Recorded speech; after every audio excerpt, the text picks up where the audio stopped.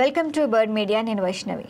Iran supreme leader Ayatollah Khamenei ఎంతో కట్టుదిట్టమైన భద్రతతో ఉంటారు. అసలు ఆయన ఎక్కడుంటారు, ఏం చేస్తారు, ఏంటి అన్న విషయాలు ఎవ్వరికీ తెలియదు. బాహ్య ప్రపంచానికి ఆయన కనబడేది కూడా చాలా తక్కువ.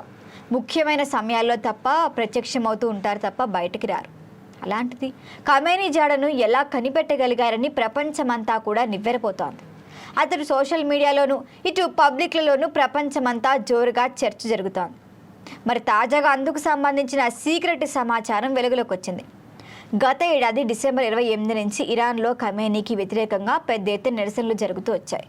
మరి ఆ సమయంలో భద్రతా దళాలు జరిపిన దాడుల్లో అయితే 30,000 మంది నిరసనకారులకు పైగా చనిపోయారు. మరి దీంతో ఇదంతా చూసిన ట్రంప్ రంగంలోకి దిగి నిరసనకారులపై మారణకాండ గనక ఆపకపోతే ఖమేనీ అంతు చూస్తామంటూ హెచ్చరిస్తూనే వస్తున్నారు. అంతేకాకుండా మీరు అణు ఒప్పందం చేసుకోకపోతే అన్నంత పని చేస్తామంటూ పదే పదే ట్రంప్ వార్నింగ్లు ఇస్తూనే ఉన్నారు. మరి ఖమేనీని లక్ష్యంగా తీవ్ర బెదిరింపులు ఇచ్చారాయన. మరి ఈ క్రమంలో పెద్ద ఎత్తున యుఎస్ బలగాలు అరేబియా సముద్రంలోకి మోహరించాయి. కానీ దీన్ని ఏ రోజు కూడా ఖమేనీ లెక్కే చేయలేదు. అమెరికా అంతు తేలుస్తానంటూ కూడా బదిలిచ్చారు ఆయన. అయితే ఖమేనీ జాడని కనిపెట్టడం అమెరికా ఇజ్రాయెల్కు చాలా కాలం సాధ్యం కాలేకపోయింది. ఆయన అసలు ఎక్కడున్నారు, ఏం చేస్తున్నారు, ఎలా ఉన్నారన్న విషయాన్ని కూడా తెలుసుకోలేకపోయింది. మొత్తానికి ఏదో ఒకటి చేసి ఫిబ్రవరి 28న పక్కా సమాచారం ఇజ్రాయెల్ చేతికి చిక్కగానే ఐడిఎఫ్ దళాలు రంగంలోకి దిగి ఖమేనీని అంతమొందించాయి. అయితే ఇప్పుడు ఖమేనీ జాడను అసలు ఎలా కనిపెట్టగలిగారు అనేదే ఇప్పుడు $1,000 ప్రశ్నగా మారిపోయింది. మరి తాజాగా తెలిసిన సమాచారం ఒకటి వెలుగులోకి వచ్చింది. చాలా కాలంగా టెహ్రాన్ సీసీ కెమెరాలను ఇజ్రాయెల్ హ్యాక్ చేస్తోంది. టెహ్రాన్ ట్రాఫిక్ కెమెరా వ్యవస్థను కూడా చాలా సంవత్సరాలుగానే హ్యాక్ చేస్తూ వస్తోంది ఇజ్రాయెల్. తన గుప్పెట్లో పెట్టుకున్నట్లుగా కూడా ఫైనాన్షియల్ టైమ్స్ తన కథనంలో పేర్కొంది. నగరంలోని సీసీ కెమెరాలతో పాటు మొబైల్ నెట్వర్క్ యాక్సెస్ని కూడా ఇజ్రాయెల్ చిక్కినట్లుగా తెలిపింది.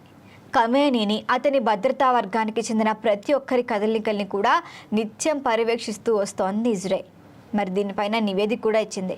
ఫిబ్రవరి 28న టెహ్రాన్లోని చాలా ట్రాఫిక్ కెమెరాల ఫుటేజ్ను ఎన్క్రిప్ట్ చేసి విదేశాలకు పంపినట్లుగా వెల్లడించింది. దీంతో ఖమేనీని పూర్తి కదలికలను గుర్తించగలిగిందని కూడా స్పష్టం చేసింది.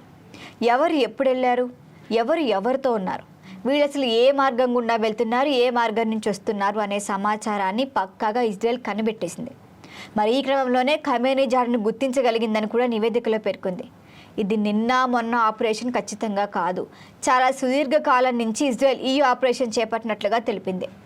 ఇజ్రాయెల్ మొసాద్ చాలా లోతుగా వెళ్ళిపోయిందని, లైవ్ కెమెరా ఫీడ్లు యాక్సెస్ చేస్తూ మొబైల్ నెట్వర్క్ డేటా ఎప్పటికప్పుడు పరిశీలిస్తూ భద్రతా సిబ్బంది కదలికల్ని కూడా మేము కనిపెట్టినట్లుగా వెల్లడించింది.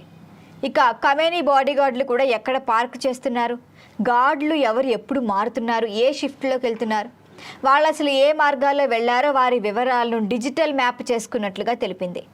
ఇక ఫిబ్రవరి 28న కూడా ఖచ్చితత్వమైన సమాచారాన్ని సేకరించిన తర్వాతే ఇజ్రాయెల్ ప్రణాళికను రూపొందించినట్లుగా నివేదికలో పేర్కొంది. పూర్తి అంచనా వేశాక ఇజ్రాయెల్ వ్యూహాన్ని రచించినట్లుగా వెల్లడించింది. అసలు ఇక్కడ ఆశ్చర్యకరమైన విషయం ఏంటంటే ఫిబ్రవరి 28న పాస్చర్ స్ట్రీట్ అంటే ప్రభుత్వ కార్యాలయాలన్నీ ఉండే చోట్లోనే దాదాపు డజన్ మొబైల్ టవర్లు పనిచేయలేదు. ఫోన్లు నిత్యం బిజీ సిగ్నల్స్ వచ్చాయి. భద్రతా అధికారులకు ఎలాంటి హెచ్చరికలు చేరకుండా పోయాయి. ఈ క్రమంలోనే ఖమేనీని అలర్ట్ చేసే సమయం లేకుండా పోయింది వాళ్ళకి. ఇలా చాలా తక్కువ సమయంలోనే ఇజ్రాయెల్ మెరుపు వేగంతో క్షిపణులతో దాడిని చేసింది. అది ఖమేనీ బంకర్లోకి వెళ్ళి తప్పించుకునే మార్గం లేకుండా పోయింది. ఇక అధ్యక్ష భవనంలో ఖమేనీ ఉన్నాడు అన్న సమాచారం అందగానే 8 క్షిపణులను ఇజ్రాయెల్ ప్రయోగించింది. దీంతో అక్కడికక్కడే ఖమేనీ నేల కూలిపోయారు, శిథిరాల్లో ఛిద్రమైపోయారు. అధికార యంత్రాంగంతో పాటు ఆయన కుటుంబ సభ్యులు కూడా ప్రాణాలు కోల్పోయారు. ఇజ్రాయెల్ నిఘా అధికారి ఒకరు మాట్లాడుతూ, మాకు జెరూసలేం ఎంత బాగా తెలుసు, అలాగే టెహ్రాన్ కూడా తెలుసని అన్నారు.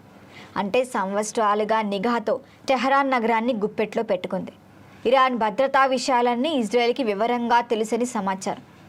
కేవలం ఇజ్రాయెల్ ఆపరేషన్ 60 సెకండ్లలో ముగిసినట్లుగా తెలుస్తోంది. అంటే 60 సెకండ్లలోనే ఖమేనీ హతమయ్యారు. ఇది దీని వెనుకున్న స్టోరీ. దీనిపైన మరిన్ని అప్డేట్ల కోసం చూస్తూనే ఉండండి బర్డ్ మీడియా.